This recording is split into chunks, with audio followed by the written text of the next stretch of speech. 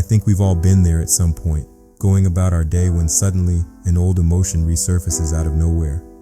For me, it often comes in the form of lingering doubts about my worthiness.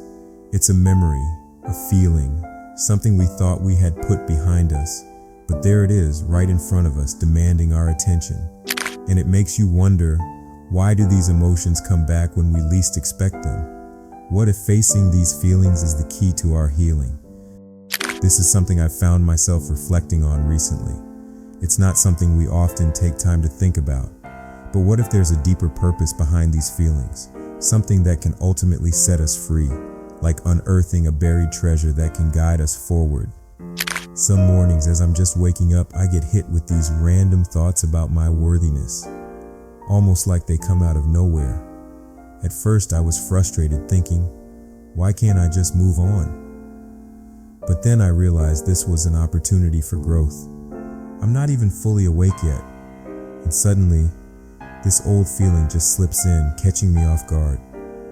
It's a strange experience, like a shadow you thought was gone, but there it is, showing up uninvited. And if I'm not mindful in that moment, I can feel myself start to get pulled down by it. I notice how easy it is to slip into that place of doubt, or even let those thoughts take on a life of their own.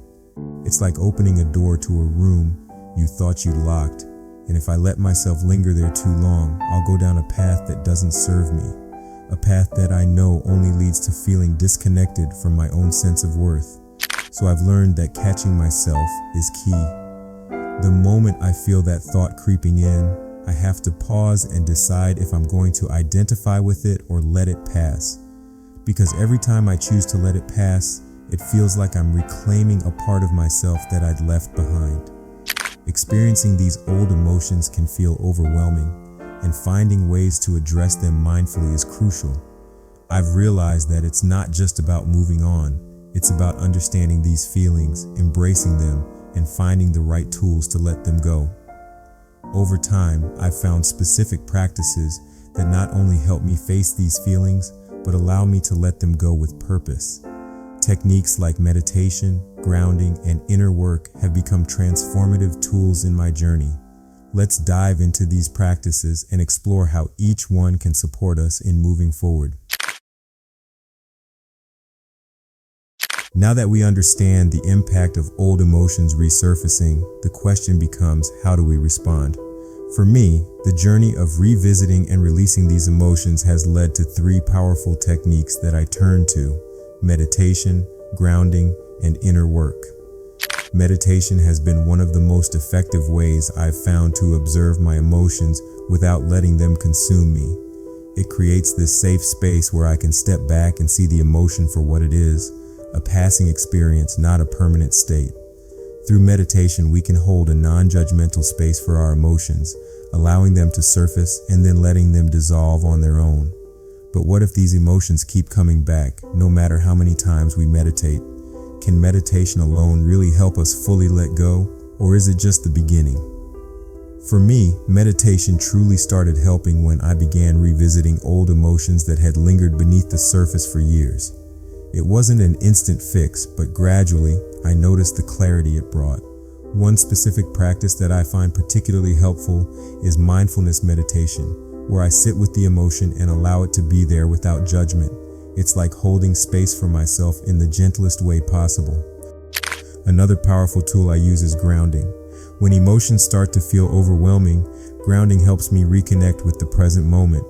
It's as though I'm anchoring myself back to a place of stability and strength, reminding myself that I am here, right now. Physical grounding practices like spending time in nature or using a grounding mat create a physical sense of connection that, in turn, stabilizes my emotional experience.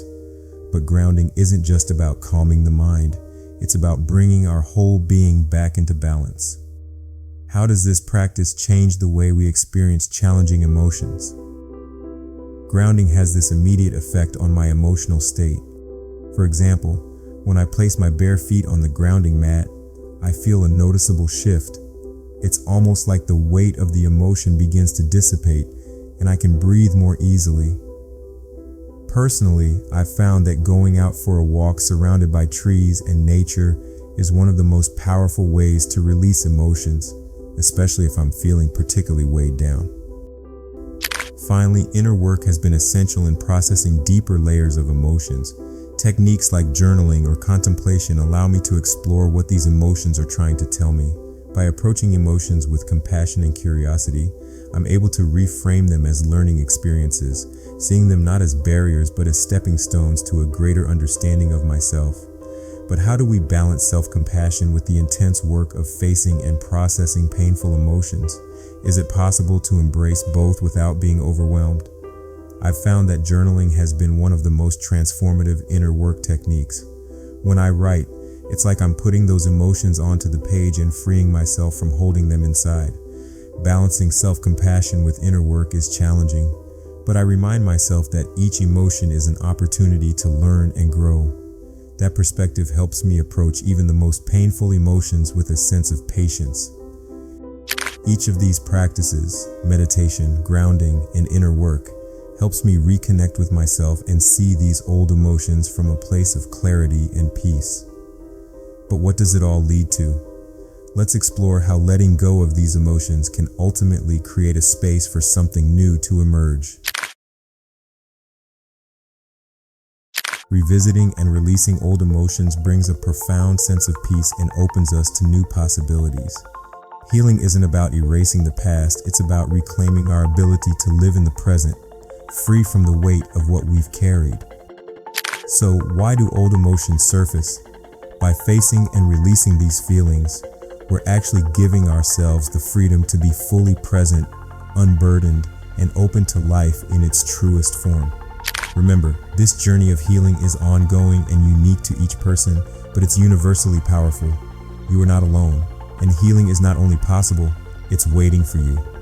My advice to anyone beginning their journey of emotional healing is to take it one step at a time. Start with small moments of awareness and acceptance. There will be times when emotions feel overwhelming, but remember, those feelings don't define you.